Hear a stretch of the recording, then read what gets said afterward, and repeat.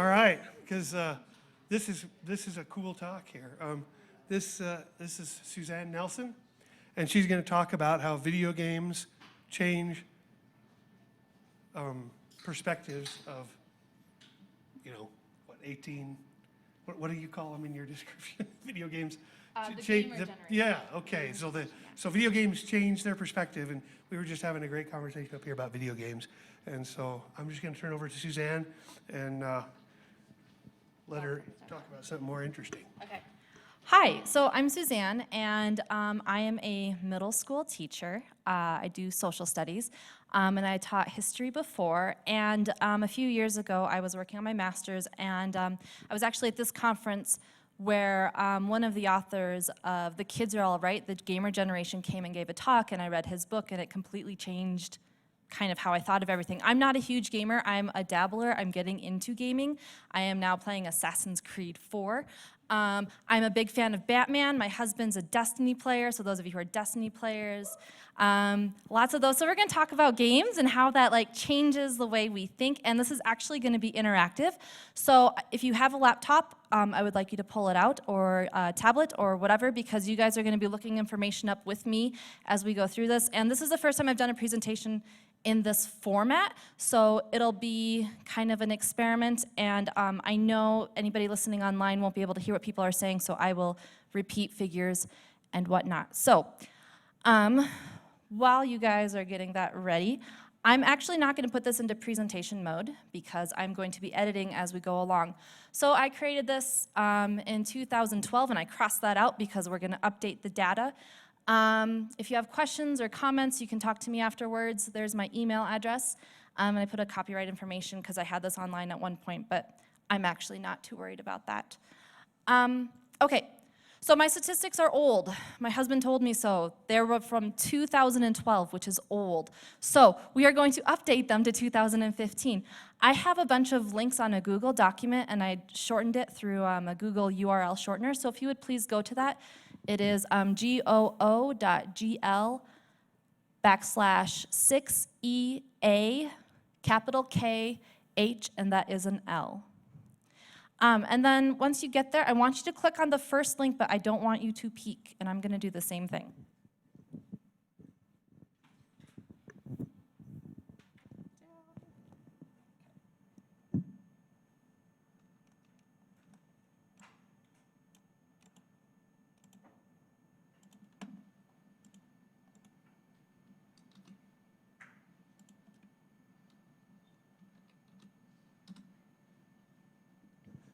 Okay, is everybody seeing this on their screens? Sweet.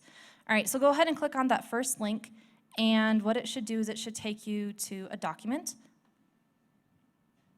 Oh, I see all sorts of people. I got an octopus. Okay. So this is a document that the video game industry puts out every year, and it has a bunch of statistics that we're going to take a look at.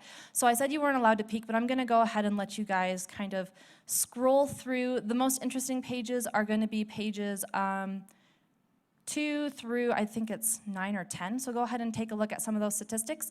And we're going to update them from the statistics I have from 2012.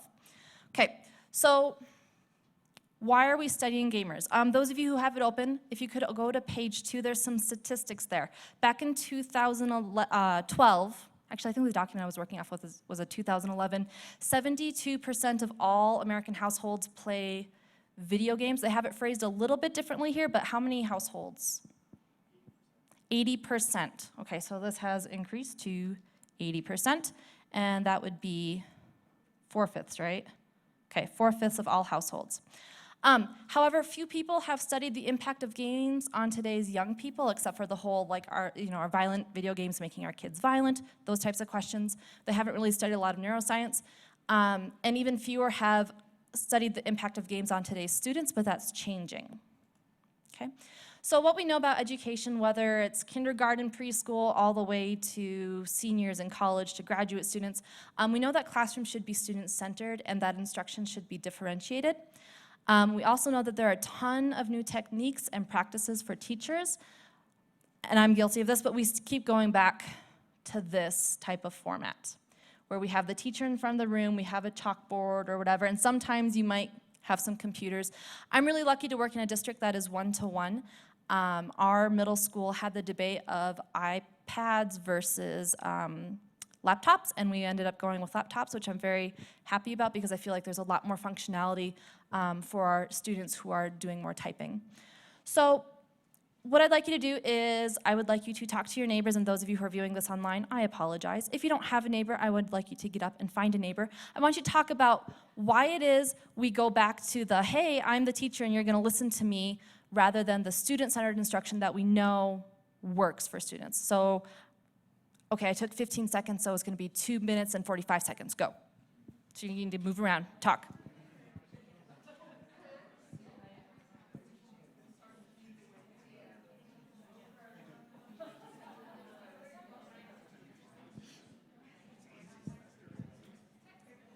So after they have a chance to talk, would you be willing to take out microphones and around and get feedback yes, from people, yes, what yes, they say? yes. Okay, thank you. Zoned out. I've been here since 8:30 this morning. Standing up. I can barely stand. Oh, we have a second one? Oh, okay. Hey, if you want this one, we got 2 of them. Oh, okay. You want to, well, I don't know, depending on how much you have to move it.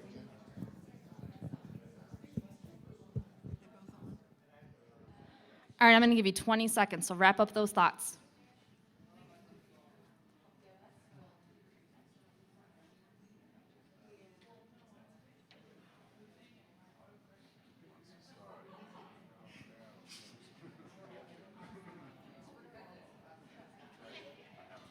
Okay, go ahead and wrap up those thoughts in 5, 4, 3, I do this with my kids, 2, and 1.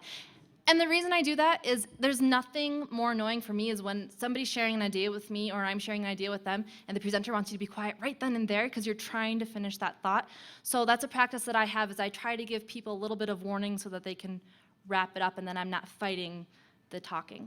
Okay, so Jeff has a couple of microphones. I would like to get some feedback from you guys, and it's important that we speak into the microphone so that our online people can hear the contributions you guys are making. So the question is, why do we continually return to what I'm doing right now, which is mostly teacher-centered, when we know that classroom-centered is better, student-centered? I know that when I'm guilty of that, a lot of times it's because I'm teaching something I'm really interested in and I feel like I know a lot about, and so I just want to talk and share what's in my head, and I get going and I get rolling with it, and then I look and class is over, and I've just lectured. Awesome. Right on. Anybody else?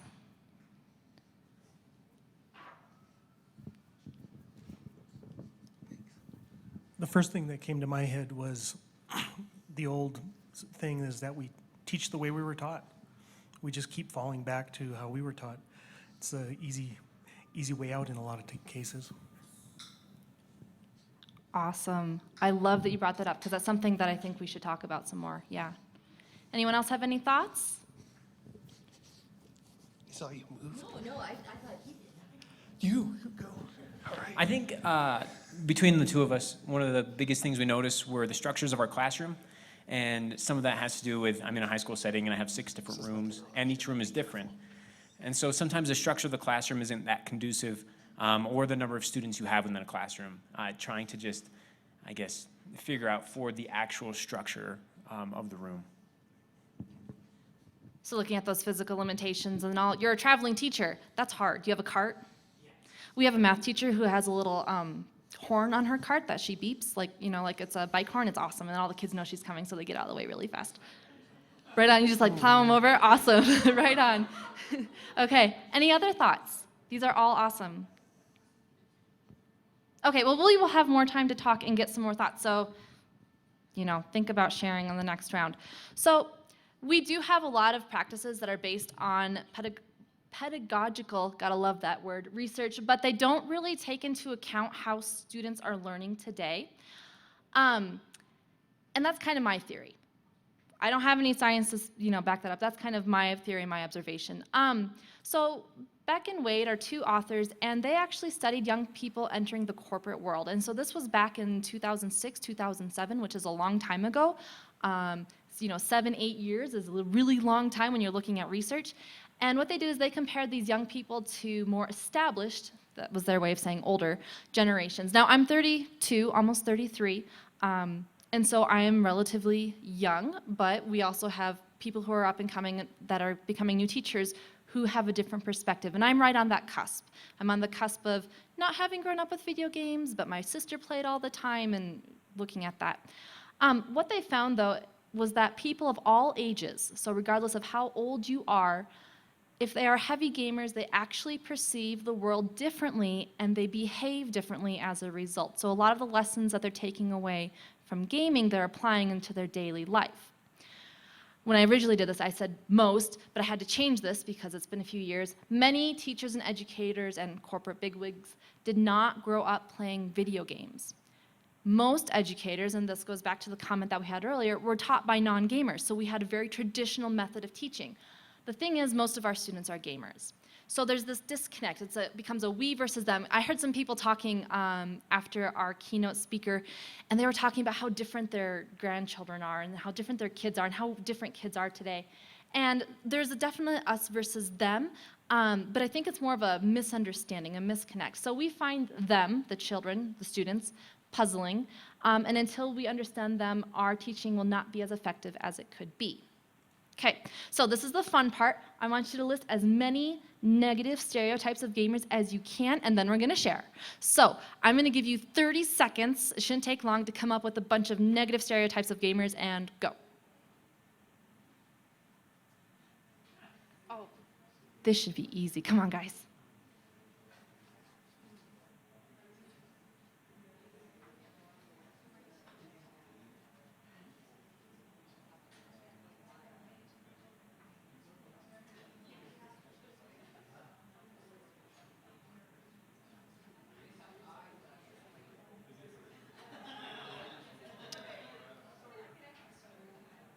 Okay. So I would love to get some new voices, but we can have the same ones as well. So negative stereotypes of gamers, what do we got? Because there's a bunch of them out there. Oh, addicted. They can't tear themselves away. Antisocial. Antisocial, yep. They sit in their mother's basement, right? You got that stereotype? Uh-huh. Violence-driven we got. Very good. Unemployed. Unemployed. It's just like you should say that probably because of the addiction and being antisocial. They're unemployed. Okay, very good. Go ahead. Okay, someone's saying they don't have a life outside of their basement. My husband has a lazy boy that's his, by the way, just letting you know. That's his gaming chair. We have another one over here. Maybe? Sexist. Oh, yeah, sexist. The players or the games or both? Both, okay. So the games and the players are sexist. Good. Anything else? Male. The dominant player is male. Good. I love this. Anything else? These are great. Obsessed. What do we got? Yes, pizza boxes and like Red Bull or maybe Monster, Mountain Dew. Okay, yep. All right, so we have all these stereotypes and media loves to play into those. So gaming is actually very mainstream. I know this is a little bit hard to see. Do you guys know what TV All right, what TV character is pictured here? Does anybody recognize this? I'll give you a hint. It's a Netflix. It's hard to see. It is Kevin Spacey's character, Frank Underwood, in House of Cards. He plays the Speaker of the House of Representatives in the first season, and he plays video games to distress, and he kills people. And that's how he distresses. Okay. This is a magazine gamer columnist. His name is Paul Tassi. Any guesses on what magazine he writes for? Times, good guess. We're going to change some things, though. Yeah, okay. I had Times. Other guesses? Okay, he's actually writes a column for Forbes magazine. So Forbes has a dedicated column for gaming. Any guesses on who interviewed Paul Tassi on September 15th when Destiny the Taken King dropped and my husband stayed up until like 3 in the morning playing it? Any guesses? Audie Cornish from All Things Considered on NPR. So gaming is actually very mainstream. Okay, so this is where we're gonna go back to that document I had you open. Back in 2011, the age of the average video game player was 37. So on page 3, we have an updated age. Can anybody find that for me? The average age of a video game player. 35? Okay. Average age of the most frequent male gamer was 13. 17? Anybody have the document? 35. The average male player is 35. Okay, this is gonna be a shocker for some of us out here. Average age of the most frequent female gamer. 43 years old. Yes, so gaming is something that is done by many adults. So, age structure of gamers. Okay, so these again were statistics. The population, I had to use the statistics from 2010, because the census is every 10 years, even though 10 means 100, but whatever. Okay, we have the percentage of all gamers. So in 2011, it was 29. I believe this information's on page 4. So those of you looking at page 4, what do we got? So it was 29%, 50 plus. What is it now? Okay, 27%, so that dropped a little bit. All right, 18 to 49, there's actually 2 numbers. You'll need to do a little bit of mental math, add those together.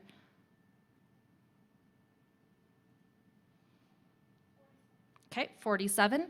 And then percentage of all gamers ages 0 to 17, 26. So that has changed a little bit, okay? However, what this tells us is that our students' parents are the most frequent gamers. Our students' grandparents also play a lot of video games. And our students are being raised in a gaming culture. Okay, so real quick, just with your neighbor, I don't think we're gonna share out, just talk about who are the gamers in your life. I've mentioned my husband, so you guys real quick at your table, who are the gamers in your life besides you if you are a gamer?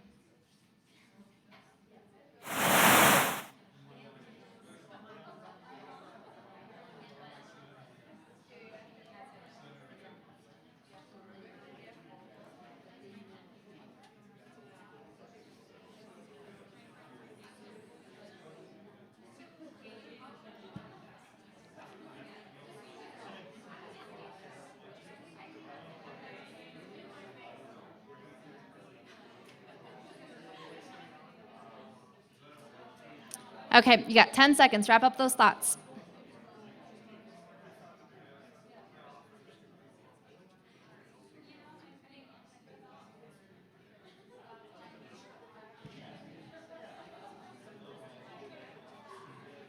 All right, and 5, 4, 3, 2, and 1. Awesome. So it obviously sounds like you all know people who game. I'll tell you, my custodians, when they're cleaning up my room, I often hear him talking with his buddies about whatever game they're playing. I think he's a big WoW fan. World of Warcraft, for those of you who are uninitiated to the acronyms. Okay, so parents. On pages 8 and 9, we have some statistics with parents. What percentage of the time are parents with their kids when a video game is purchased? It was 91%.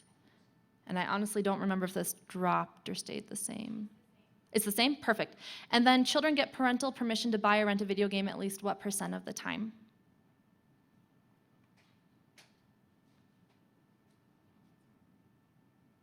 I don't know if that one's in there.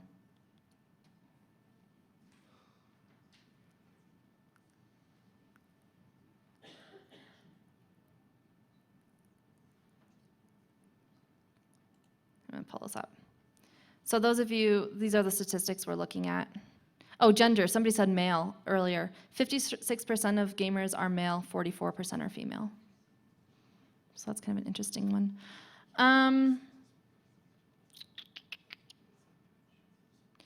Parents control what their kids play 91% of the time.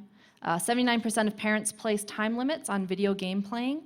So most of your students, if they're K-12, aren't going to be up till 3 in the morning playing games. Their parents are on that. 72% of parents place time limits on internet. Video games are more highly monitored than TV viewing or movie viewing. Okay, and as far as the rating goes, mature is the highest one. That's 14% of all games released in 2014 were rated mature, and the rest were teen or under. Okay, 91% of parents whose children play games are present when the games are purchased or rented. 90% require their children to get permission before buying or renting a video game, and 94% of parents always or sometimes pay attention to the games their child plays, so that sometimes kind of throws something in there, okay? The top reason, so in 2011, the top reason that parents played games with their kids in 2011 is because they were asked to. As of 2015, it's fun for the entire family. So games are really a communal activity. Okay, so the problem that we're seeing is that districts, they say, okay, technology is good, we need to have our kids doing technology, and they just throw technology in the classroom, and what we have is these really high-tech teachers who can use fancy tools, but the kids aren't having access to them. I think part of the problem is that the term digital native suggests that students are tech-savvy mini-me's, and so the idea is let's give them more technology and they'll just figure it out. But that doesn't fix the problem, and it doesn't address the idea that maybe these kids think differently. And so the gamer generation theory proposed by Beck and Wade says that today's students are different, and so we need to adjust our strategies to meet them. So this was interesting in the book. It talks about how the act of gaming is more important than the type of video game play. So if you like to play threes or Sudoku or solitaire and that's your game, that's just as has as high of an impact as if you play shooter games or strategy games. It doesn't matter the type of game, it's active gaming, because games all have these rules that are consistent. So the parameters and design structure of games are more similar across genres, and gamers are just as, if not more, social, empathetic, and motivated as non-gamers. Okay? So one of the things is that gaming is an active activity, and watching TV is passive. So one of the questions we need to ask ourselves is how can we make our instruction more active and less passive without reinventing the wheel? So one of the resources that is available, and this was a question that was kind of addressed earlier with flipped classrooms, was how do we hold kids accountable if we do videos? So there's a great website, it's www.educanon.com. It's free, and it's a little bit hard to see, but what it does is it lets you take a video from YouTube or wherever, and you post it in there, and you can crop the video. And the cool thing is you can insert, I don't even remember my login, you can insert questions in there, and then the kids answer, and then you can get feedback immediately from them. So they can be multiple choice or true, false, and then the higher, like if you wanted to do the paid version, you can have them write little essays, that kind of thing. So it's a great tool. One of the limitations I found with it is the kids can't rewind, so I usually have to give them the prompt, then let them play it and listen for the question, then they can answer it. And it's a great tool. So it's really easy to use. It takes a second to sign up, and you get all the data from your kids. It's all hooked up. And if you use Edmodo, you can have your kids log in with their Edmodo account. I think you can actually have them log in with their Google account. And then I don't even know what Clever is. That one's new to me, but if they use Clever, you can have them log in with Clever. So there's a link that I put on K-12 teachers, this link that says KQED. It has it's a guide to a whole bunch of games that you can use in the classroom to actually teach content to your students. I don't know that that's necessarily appropriate for undergraduates, but there could be something interesting in there. Okay, the tactile is still important though. I don't know how many of you guys have seen studies where people have compared what people, not just kids, retain with an e-book versus a paper book. Have you guys seen those studies? Paper book is way better. And the reason that neuroscientists think that is because you get a sense of where you are in the book, you can feel the pages, and so it becomes a whole experience, whereas if you're doing e-readers, you miss a lot. So the tactile is still important, even as we're looking at all this technology. I always tell my students when I give them the choice to type or to handwrite, and I always say, you'll remember more if you handwrite, but if you can't read your handwriting, you better type. And so they kind of figure out what works for them. So the tactile is still important, so just something to keep in mind.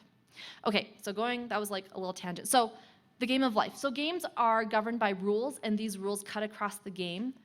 Students learn and internalize these rules. And then students naturally apply these rules to the game of life. And it's easier to understand our students when we understand the rules that they're playing by. So here are some of them. Predetermine rules that are not negotiable. Students are used to that. Okay? So students prefer consistency. Within the rules, the player has complete freedom, so they can do whatever they want. So if you say, I want you to do the science experiment, and these are your parameters, then they will do it and have a great time, but they need to know what those rules are. Trial and error is the best way to advance and learn in a game. And games give immediate feedback. Students dislike turning in a finished product the first time around. They prefer feedback throughout and the opportunity to fix it. Professors, this is why you get papers that are garbage, because they don't want to spend a lot of time editing and figuring it out just to get it back from you to say, no, you need to change this, this, this, and this. They'd rather give you a first draft, get some feedback, and then go from there. So it's just something to keep in mind that that's what kids are looking for. They don't want to put in the effort to make a finished product when it's just going to get torn apart. They would like feedback as you go along. So I know some of you in higher ed might be meeting some of that and going, what are these kids thinking? It's not because they can't, it's just that's their preference. Okay. Calculated risks help the player advance, which means that students like to experiment, but unnecessary risks end the game and you die. So do not give your students unnecessary risks. So if a student perceives that a risk is too large, they'll go the long way around, they'll avoid it, or they'll do nothing, and that's safer than failing. So that's something that we need to be aware of. So we need to have create an environment or create a relationship with the student to say, hey, you know, it may not turn exactly right, but it's not the end of the world. It's not going to destroy your grade. It's not going to humiliate you in front of all your peers. You need to make sure that the risk is a safe one. And all action in a video game is preceded by a cost-benefit analysis. If you haven't gained enough experience to take on a group of 15 bad guys and you go in there, you're going to die. So students are always doing the cost-benefit analysis, even in real life. So right away, when you ask them to do something, they're doing a little calculation in their head, is this worth my time and effort?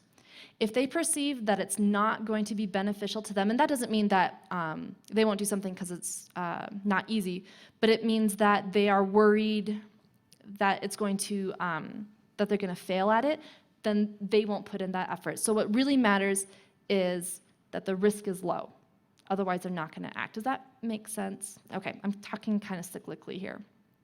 All right. Games have levels, and within a level, doing the same thing over and over creates the same results. So students, they get confused if the rules and guidelines change within the same level. So always let them know when the level changes. So if you're teaching them a skill and you feel that they've mastered the skill, you need to specify, okay, the next time, you know, for the rest of the semester, for the rest of the year, I expect you to do this all the way through. You have to let them know that, not because they don't get it, but just because they need to know that that expectation's there. So they need to know when the level of difficulty is getting harder. If you die, you can hit restart. So we talked about failure earlier, but here's the thing. Students are willing to take academic risks if they know they can try again. Otherwise, they play it safe. So they're not necessarily afraid of failing as long as it's not final. They'll try and fail as long as they get to try again. The other thing is you are not you in a game. You're a different person with different objectives and goals, which means that students are empathetic and can take on different perspectives with guidance. Okay, so I am almost out of time. I almost got to the part I wanted to, which is awesome. So I will actually start the next session with my conclusion and then do the next section because I'm doing it again from 4 to 4:30.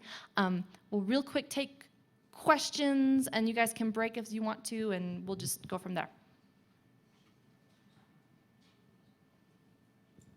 Can I ask you a question? Sure. What is your response to the video games are so violent and they make people violent? Do you have a response to that? Yes, the studies are inconclusive that is the case. And the Supreme Court, there was actually a case in 2011, 2012, where the Supreme Court said that stores cannot prevent minors from buying video games because of violence, because there is no evidence to suggest that violence in video games carries out into violence in real life. And so the Supreme Court ruled that there is no constitutionally allowable reason to prevent that kind of thing. So I would put that argument out there, which is a pretty darn good one if you ask me. Any other ones?